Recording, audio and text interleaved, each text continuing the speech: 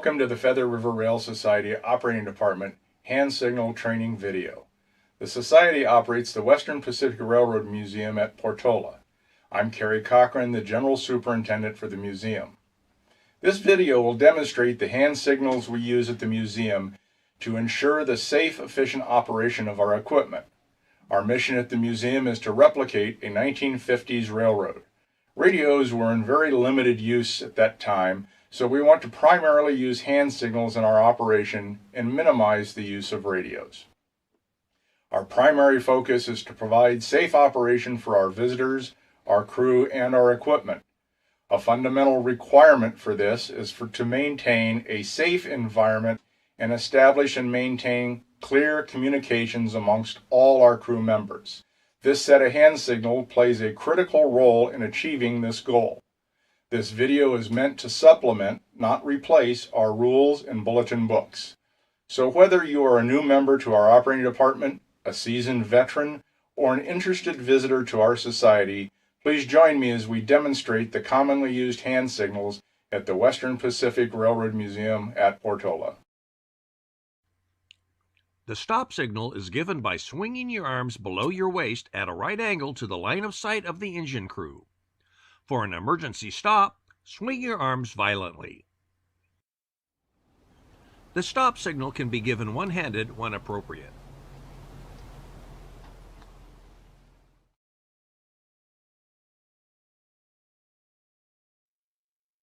The come to me hand signal is used to have the locomotive come toward you. If you're a long way from the locomotive, use a big signal so you can be easily seen.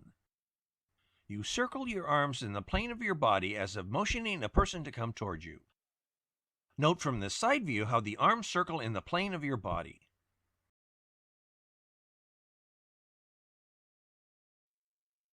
This signal can become very hard or impossible to read if the arms are in front of your body. If you are close to the locomotive and want the locomotive to come either a short distance or slowly, use a little come-to-me hand signal. When appropriate, the signal may be given one-handed. The go away from me and the come to me hand signals are closely related. The same principles apply to both signals. In the go away from me signal, the arms are moved in the opposite direction as if motioning someone to go away from you. Use a big or little signal as appropriate for the desired movement.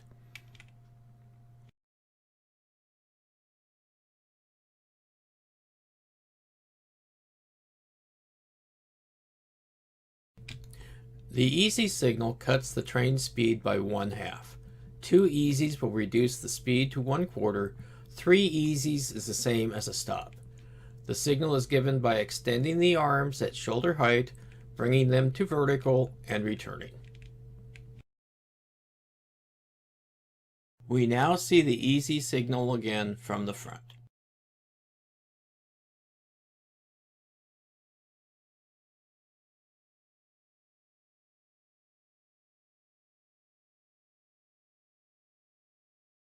The red zone is the area between standing equipment with a separation of 50 feet or less.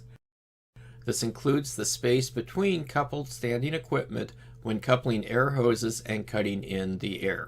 This signal is given over the level of the head at a right angle to the line of sight of the engineer or engine crew member receiving your signal, and with the thumbs pointed downward. The red zone signal is given before going into the red zone. The red zone signal is not a relayable signal.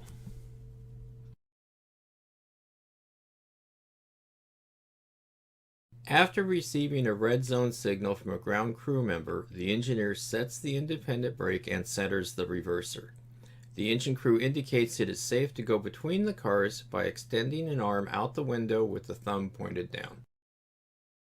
The ground crew indicates they are clear of the red zone by establishing eye contact with the engine crew, extending their arms in front of their body with fingers pointed down, and moving their hands as if shaking off water.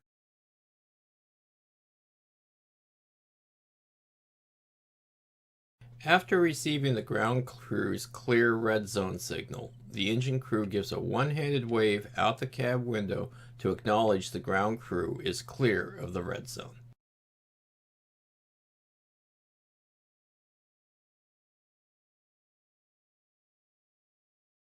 To have the engine crew set the brakes, one hand is moved back and forth in a straight line in front of the body as if setting the dinner table. The signal is usually used to conduct a brake test prior to a train being moved. To have the engine crew release the brakes, one hand is moved up and down. You can think of this as taking the dirty dishes off the table and throwing them over your shoulder into the kitchen sink.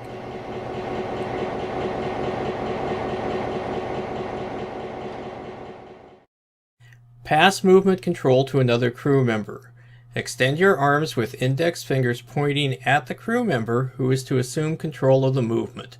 The second crew member acknowledges with the highball general acknowledgement signal and assumes control of the movement. A common use of the couple up signal is for the conductor to authorize the brakeman to tie onto a string of cars. After the conductor checks the other side of the train to be sure it is safe to do so, he clasps his hands over his head. The brakeman repeats the same movement as the acknowledgement that he understands he is authorized to tie on.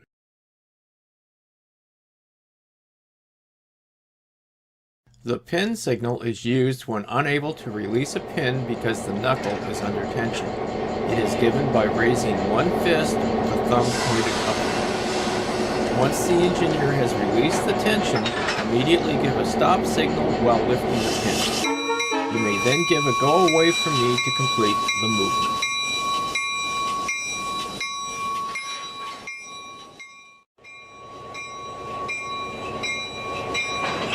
The stretch signal is used to pull a coupler tight to make sure the pin has dropped and the knuckle is locked. The signal is like a very small go away from me where it looks like you are flicking water off the ends of your fingers.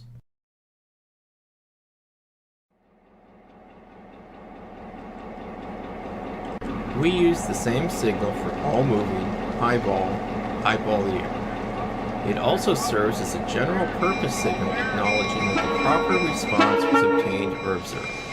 One hand is raised and a friendly wave is given as the signal.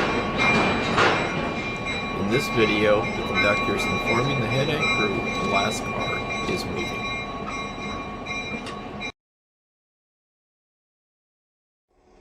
The line switch signal instructs a crew member manning a switch to throw the switch for movement. It is given by extending one arm with one finger pointing down, which is moved in a circular movement. In this video, note how the switch tender properly throws the switch, then checks the points, then moves into a safe position at least the height of the switch stand away from the switch before giving the come to me signal for the locomotive. The line behind signal is used to instruct the switch tender to line the switch after the train passes through the switch. It is given by a line switch signal followed by moving the hand to the lower back. The set or release handbrake signal is given by moving an imaginary steering wheel back and forth. If the brake is set, release it. If it is not set it. In this video, note the use of the highball signal at the end to inform the other crew member the action was performed as instructed. The getting on hand signal is given when boarding a piece of moving equipment. It is given by extending your arms at waist level and making a lifting motion twice with palms facing upward. When given, the engine crew must sufficiently reduce their speed for the ground crew to board safely. Once the ground crew has boarded the moving equipment, the engine crew may resume their previous speed. Never board a train if it is moving too fast. Tie down and shut down locomotive. While facing the engine crew, hold both fists at chest height in front of and close to your body with thumbs pointing up. We are now ready to demonstrate a typical yard movement. After receiving the couple up signal from behind our view, the brakeman used a come-to-me signal to have the locomotive come in to tie onto the caboose. He gives an easy signal to reduce the speed of the locomotive by 1/2. As the locomotive approaches the caboose, he checks that the couple is open to tie on.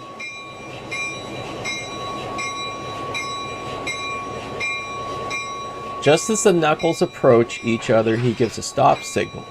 To be sure the pin has dropped and the tie-on was successful, he gives a stretch signal followed immediately by a stop as soon as the coupler stretches. He does not want to slide the wheels of the caboose. To go between the cars, he gives a red zone signal and waits until the engine crew acknowledges set and centered. While between the cars, note that only 1 foot goes inside the rails. After exiting the red zone, the brakeman signals he is clear and the engine crew acknowledges.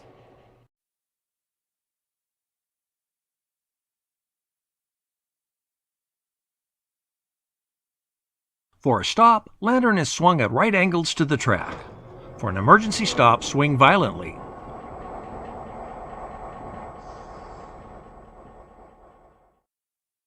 To have the locomotive go forward, the lantern is raised and lowered vertically 2 times.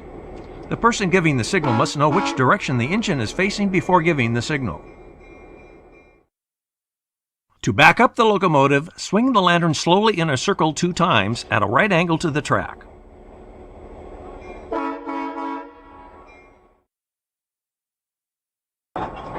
An easy signal is given by swinging overhead in a slight arc.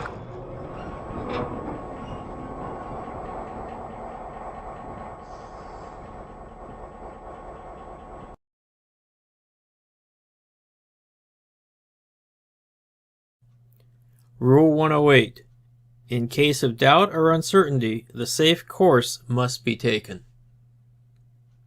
Rule 1700. Use of hand signals during daytime movements and lantern signals during nighttime movements are the preferred forms of communication. Crews are strongly encouraged to minimize the use of radios for non-emergency traffic. 1701. For the purpose of lantern and radio communication, the definition of ahead is travel in the direction of the end of the locomotive that has the F lettering. In general, the engineer is seated on the right side of a locomotive when facing forward. Rule 1702. Proper hand signal usage requires always be on the lookout for hand signals.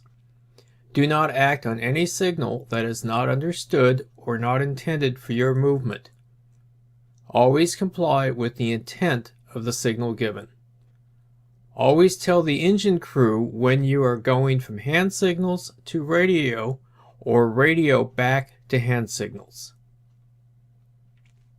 Rule 1703. Employees given hand or lantern signals must remain in a position to be clearly seen by the engine crew. If necessary, hand signals, except red zone, may be relayed. If a crew member controlling a movement goes out of sight of the engine crew, all movement must be stopped, unless one of the following occurs.